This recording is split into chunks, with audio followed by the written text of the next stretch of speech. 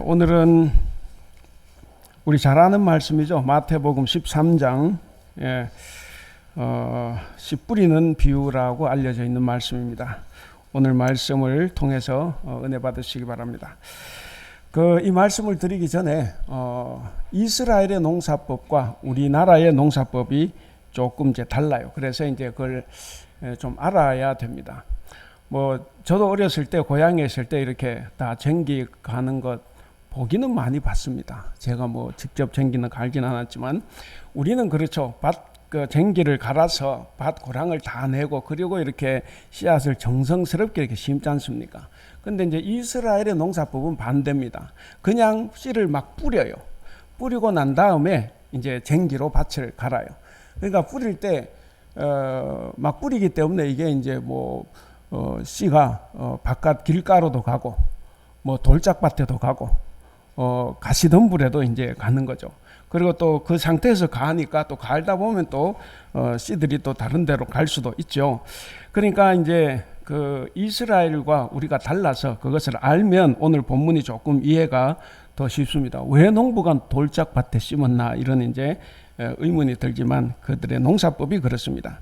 자, 그래서 이런 식으로 이제 농사를 짓기 때문에 여러 가지로 씨들이 이제 흩뿌려집니다.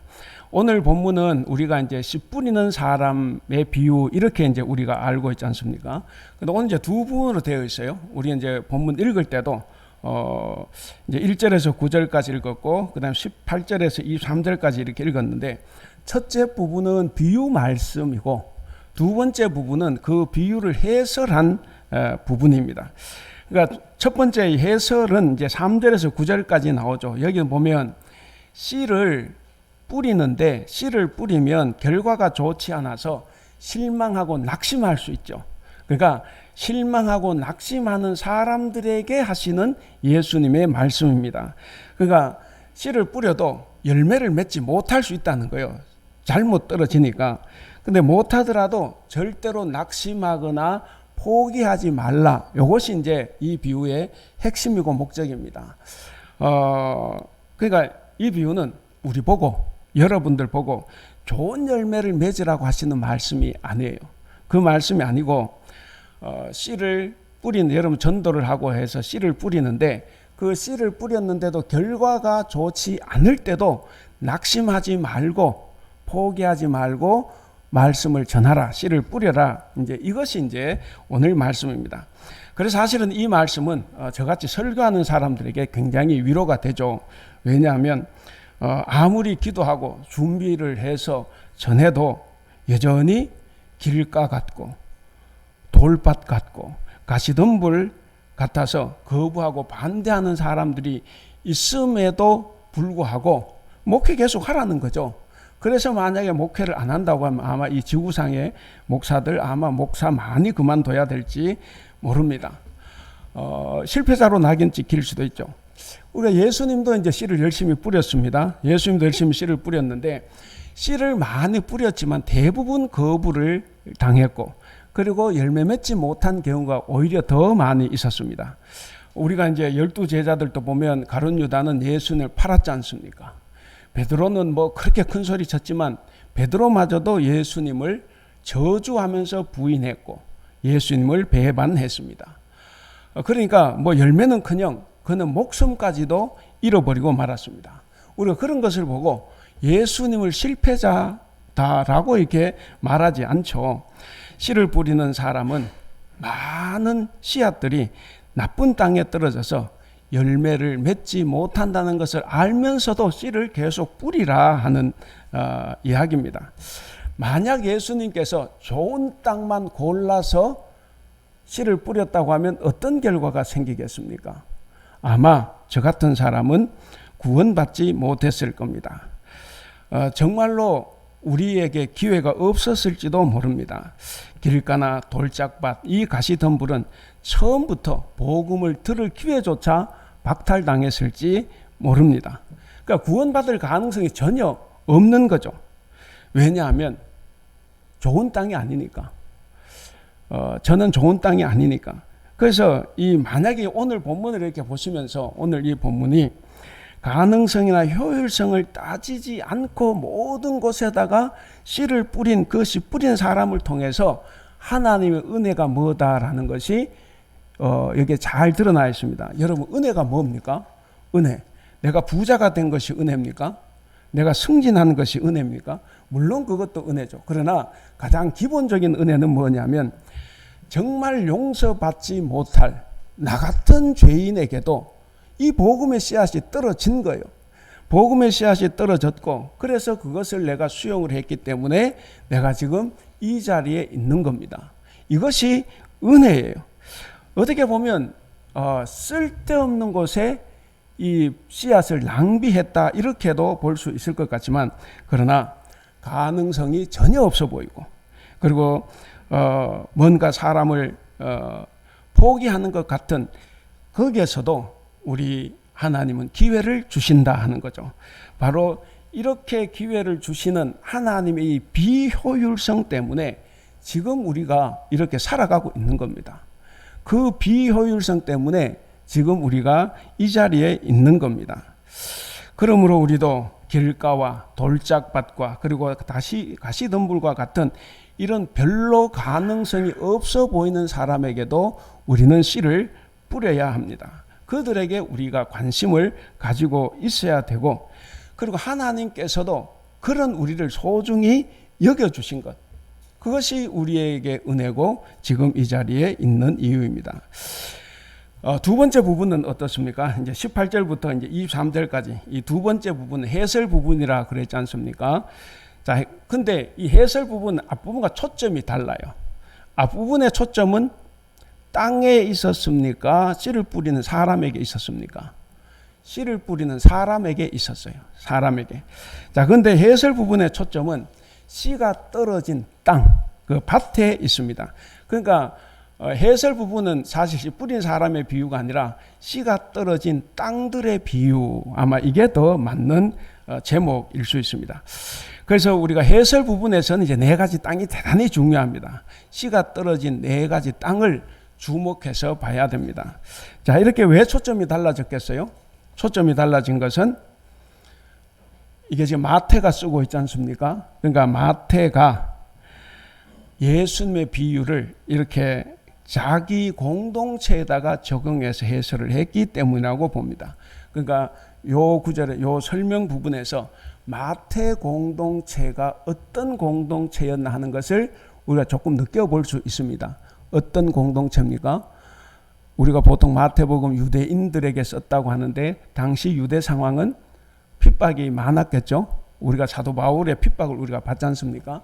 그런 어떤 핍박과 박해 상황, 그래서 신앙생활을 열심히 하고 싶어도 할 수 없는 그런 상황들이 있었을 걸로 봅니다. 그러니까 어떤 선한 열매를 맺고 싶어도 선한 열매를 맺을 수 없을 만큼의 어떤 신앙 환경, 그 신앙 환경이 좋지 않았다는 것을 우리가 이제 상상해 볼 수가 있습니다. 따라서 이 네 가지 다른 땅은 이 또 두 가지로 나눌 수 있습니다. 열매 맺지 못하는 땅과 열매 맺는 땅이에요. 혹은 열매 맺는 씨와 열매 맺지 못하는 씨, 이렇게 이제 구별할 수 있습니다. 자, 그럼 이제 먼저 열매 맺지 못하는 땅을 우리가 보면 세 가지죠. 자, 열매 맺지 못하는 땅은 길가에 떨어진 씨이죠.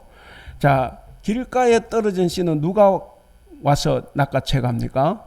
거기 보면 새들이죠. 새들이 이제 쉽게 먹을 수 있으니까 이제 낚아채 갑니다. 거기 19절을 보시면 그래서 이것은 말씀을 들으나 악한 자가 와서 그 씨를 빼앗아 간다 그럽니다. 우리 19절 같이 한번 읽겠습니다. 19절 시작. 아무나 천국 말씀을 듣고 깨닫지 못할 때는 악한 자가 와서 그 마음에 뿌려진 것을 빼앗나니 이는 곧 길가에 뿌려진.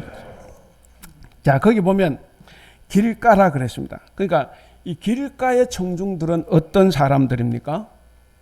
길가에 있는 성도들, 길가의 청중들은 말씀을 전혀 듣지 않으려고 하는 사람들입니다. 그러니까 이런 태도는 말씀을 깨닫고자 하는 마음 자체가 없는 거예요. 말씀을 깨닫고자 하는 어떤 생각도 없고 그 다음에 깨달을 필요도 없다고 생각하는 사람입니다. 그러니까 예배의 자리에 이렇게 나와 앉아 있지만 말씀을 들으려는 어떤 노력도 자세도 아니다 하는 거죠. 물론 여기에 계신 여러분들은 그렇지 않겠지만 우리가 예배 자리에 나와 앉아 있다고 해서 다 하나님 말씀을 잘 듣는 건 아니죠. 그리고 그걸 듣고 열매를 맺는 것도 아닙니다. 그러니까 이런 사람들은 예배 자리에 나와 있어도 하나님의 말씀을 귓등으로도 듣지 않는 사람들, 그 사람들이 이제 길가의 청중들입니다. 자, 두 번째 밭은 돌밭이죠. 돌밭에 떨어진 씨들은 빨리 자라요. 빨리 자라지만 흙이 깊지 않습니다.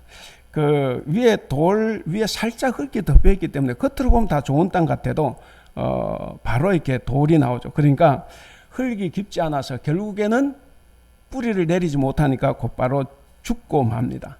해가 돋아나면 바로 시들고 맙니다. 우리 20절, 21절 같이 한번 읽어보겠습니다. 시작. 돌밭에 뿌려졌다는 것은 말씀을 듣고 즉시 기쁨으로 받되 그 속에 뿌리가 없어 잠시 견디다가 말씀으로 말미암아 환난이나 박해가 일어날 때에는 곧 넘어지는 자요.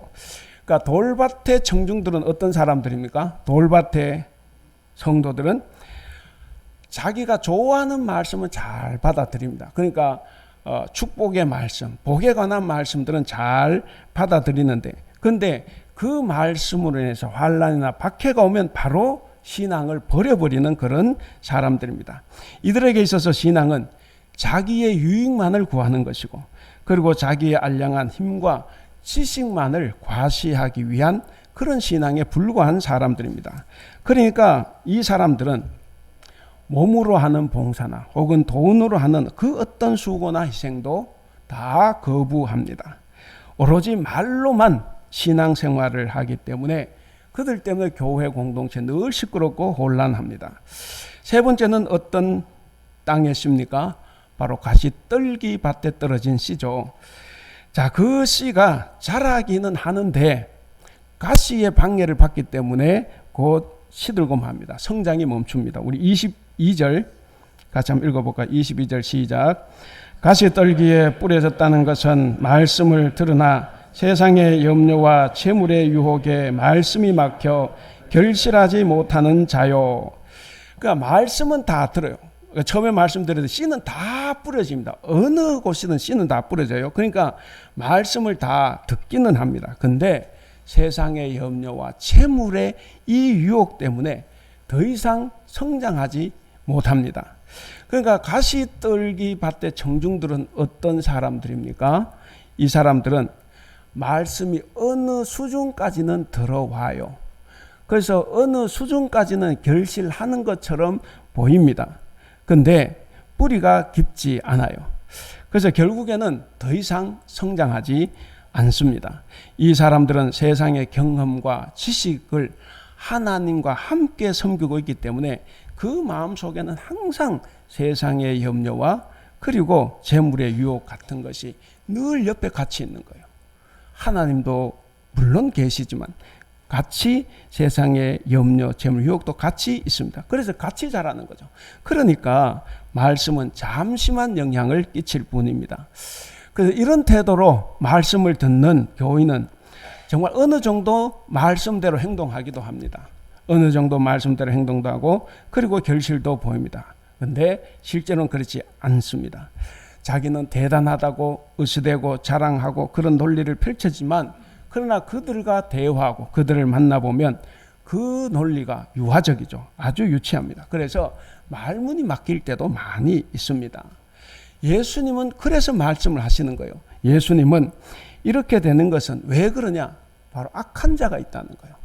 그것이 이제 39절에 가면 마귀다 그런데, 그러니까 마귀에게 속았기 때문에 사람들이 그렇게 열매 맺지 못하는 삶을 살아가고 있다고 말씀을 합니다. 결국 이제 이 세 가지 밭의 청중들은 어떤 사람들이냐면 말씀을 귀로는 듣는데 마음으로는 듣지 않아요. 여러분 그 말만 들으면 참 골치 아프지 않습니까? 딱 듣고 이 마음을 들어야 되는데, 야, 너 미워 죽겠어. 아, 이게 정말 밉다는 말 아닐 수 있잖아요. 근데 옆에서 누가 듣고, 아, 저 사람이 쟤를 미워하는구나 하고 막 소문을 내면 미워하는 게 되는 거죠. 이게 성경 말씀도 마찬가지고 우리가 마음을 열고 들어야 되는데 말만 들을 때는 혼란이 찾아오기도 합니다. 바로 이런 사람들이 그런 사람들이에요. 그런데 여러분, 우리가 여기서 생각해 볼 수 있는 것이, 왜 말씀을 듣는데도 깨닫지 못합니까? 왜 어떤 사람은 깨닫는데 어떤 사람은 깨닫지 못합니까? 분명한 것은 여기 앉아 계신 여러분들 모두는 다 정말 깨닫고 그리고 말씀대로 살고 싶어 하실 겁니다. 저는 그거는 사실이라고 봐요. 근데 바깥에 나가면 삶이 서로 달라집니다. 깨달은 사람이 있는가 하면 깨닫지 못한 사람이 있어요. 그것은 복음의 말씀들이 뿌려지는 이 세상에 악한 자가 있다는 거예요. 악한 자가 있다는 그 사실과, 그리고 이 악한 자들이 어떤 이에게서는 말씀 자체를 빼앗아 버립니다. 유혹하고 현혹해서 말씀 자체를 빼앗아 버리고, 또 어떤 이에게는 환난과 박해를 가져다 줍니다. 그래서 말씀을 버리는 거죠. 또 다른 어떤 이에게는 세상의 염려와 재물로 유혹을 합니다. 그래서 말씀을 결실하지 못하도록 한다는 거죠. 여러분, 씨가 결실하기 위해서는 어떻게 해야 됩니까? 씨가 결실하기 위해서는 말씀을 들은 자가 깨달아야 됩니다. 마음으로 듣고 마음으로 깨달아야 돼요. 깨달으면 회개를 합니다. 성경 말씀이 왜 주어졌습니까? 제가 자주 말씀드렸지만, 죄를 지어서 망한 사람은 없어요. 죄를 지어서 지옥 가는 사람은 없습니다. 성경에 죄 지으면 간다고 하는데, 근데 실제로 죄를 지어서 가는 게 아니라 회개를 안 하기 때문에 가는 거예요. 누구나 다 죄를 짓습니다. 근데 죄를 짓고 난 다음에 이 말씀을 통해서 듣고 깨달으면 회개를 하는데, 깨닫지 못하니까 회개를 못 하는 거예요. 그래서 자기 삶을 자기식으로 고집을 하고 사는 겁니다.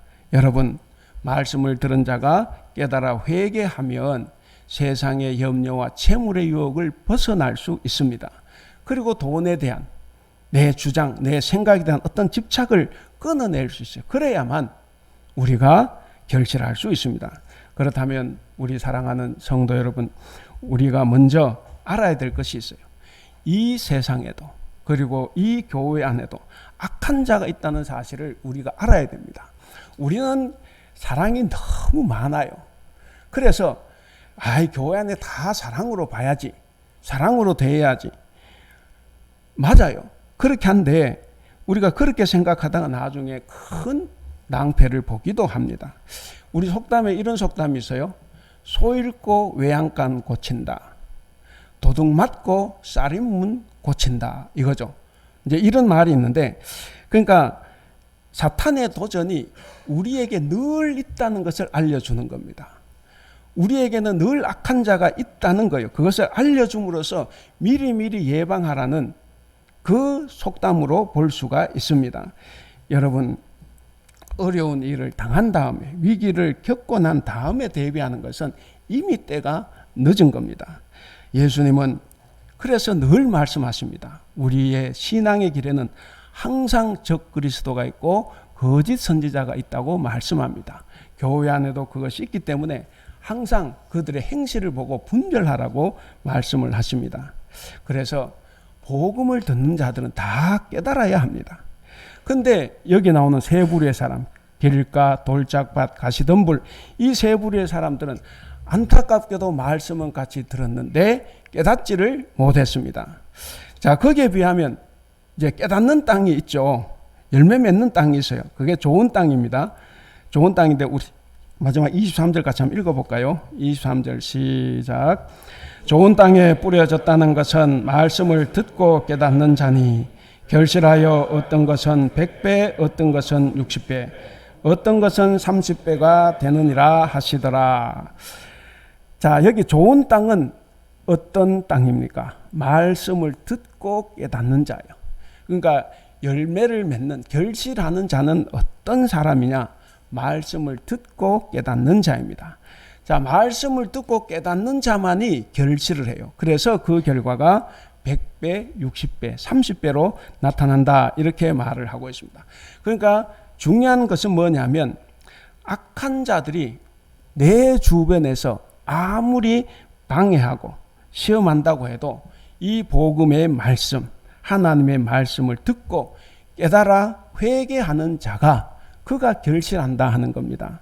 사랑하는 우리 성도 여러분, 우리가 이 비유의 이 해설을 들으면서 저와 여러분의 마음은 어떤 밭이라고 생각을 하십니까? 혹 길가와 같은 상태는 아닌가?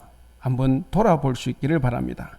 자기의 경험이나 지식을 지나치게 확신해서 하나님의 말씀이 스며들 여지가 없어요. 너무나 길가처럼 단단해서. 그래서 교만하고 완고한 마음 상태가 계속됩니다. 혹은 흙이 얕은 돌밭과 같은 상태는 아닙니까? 얕은 흙 속에 있는 돌밭과 같은 이런 마음은 겉으로는 아무렇지도 않아요. 겉으로는 그럴듯한데 내면은 완악합니다. 바로 밑에 돌이 있지만 그 위에 살짝 흙이 덮여져 있기 때문에 보기에는 다 똑같아요. 근데 그 안은 악하다 하는 거죠. 혹시 자신의 얄팍한 지식만을 의지하는 그 내면에 아집과 자기 주장으로 가득 차서 자기에게 유익이 되는 것은 받지만 자기의 유익이 되지 않는 어떤 환난이나 고난이 오면 바로 신앙을 버려버리는 사람들도 있습니다.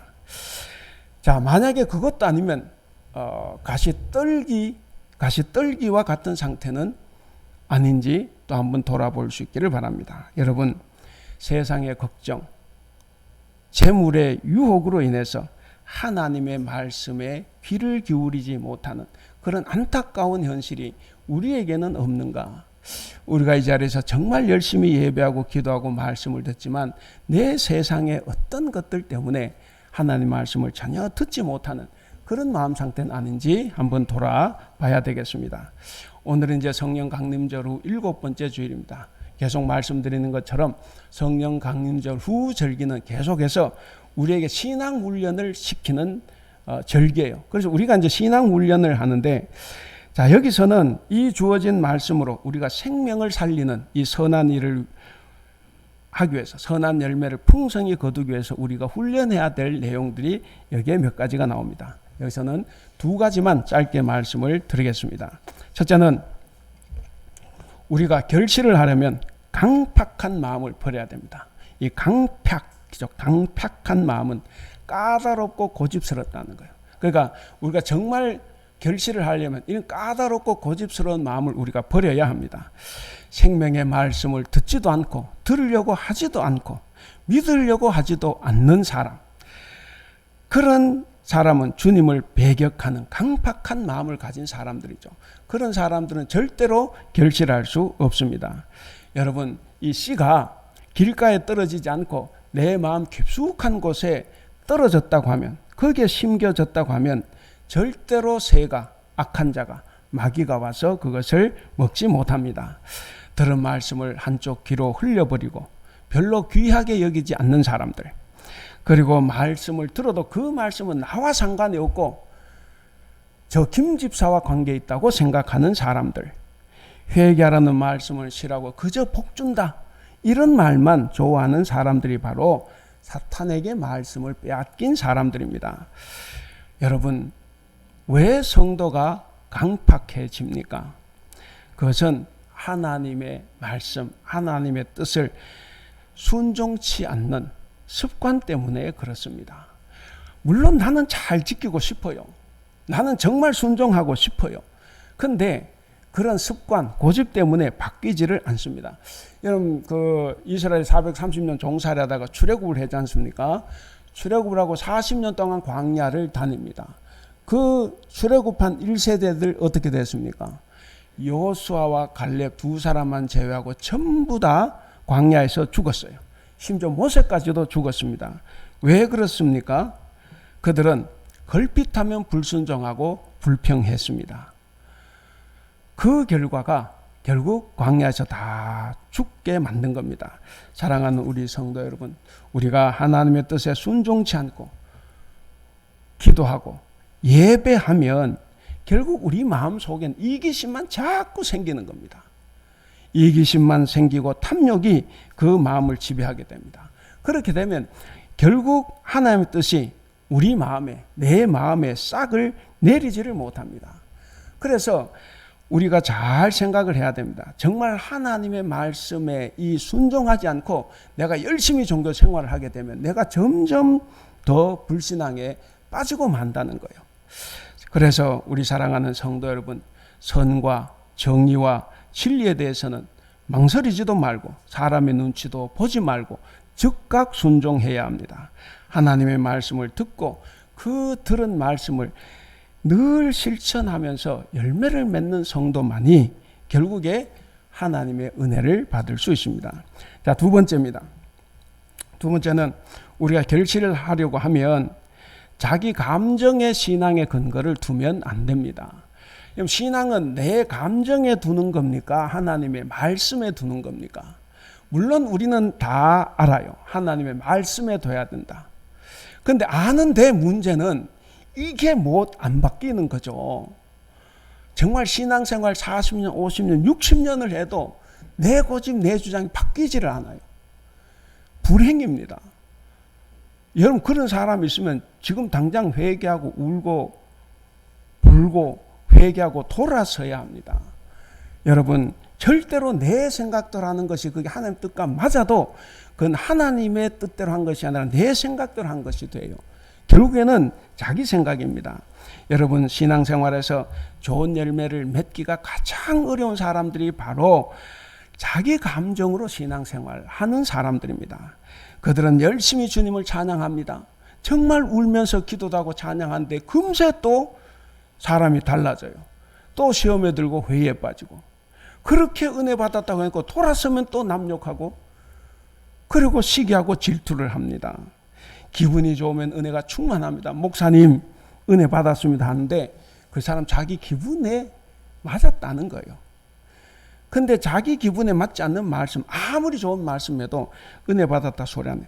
다행히도 우리 교회 성도들은 은혜 받았다 소리를 많이 안 하기 때문에 거의 안 해요. 그래서 저분들이 진짜 은혜 받았구나. 저는 그렇게 생각을 합니다. 예, 은혜 받았다고 하지 마세요. 그러니까 이게 자기 기분에 따라서 은혜가 됐다가 은혜가 사라졌다가 마음대로 하는 겁니다. 여러분 신앙생활은 감정으로 하는 게 아닙니다. 내 기분으로 하는 게 아니에요. 우리는 우리의 신앙 근거를 감정에만 둬서도 안 됩니다. 감정은 좋은 거예요. 그래야 기쁘죠. 좋은데 거기만 둬서 되는 것이 아니고 지성과 이성, 머리도 하나님께서 주셨습니다. 거기에도 함께 둬야 합니다. 그래야 우리가 주님을 바르게 섬길 수가 있습니다. 여러분 그렇다고 하면 내 감정이 어떻든지 간에 우리는 주님의 말씀을 말씀대로 믿고 듣고 그리고 내가 맡은 일에 충성을 다해야 합니다. 이런 신앙을 우리는 전인격적인 신앙이다 이렇게 말을 합니다. 지식으로만 하는 신앙생활을 어떻게 보면 주지주의 신앙이라고도 하고 반대로 무조건 믿는 신앙을 뭐라고 합니까? 맹신, 맹목적인 신앙이라고 하지 않습니까? 사실 한때 우리 한국교회는 이 맹목적인 신앙을 부추겼어요. 그래서 그냥 무조건 믿죠. 아무것도 이해도 되지 않고 질문은 속이 부글부글한데 아멘 하고 그것이 좋은 신앙인 줄 알았습니다. 그게 아니죠. 맹목적인 신앙은 그런 것이 아니에요.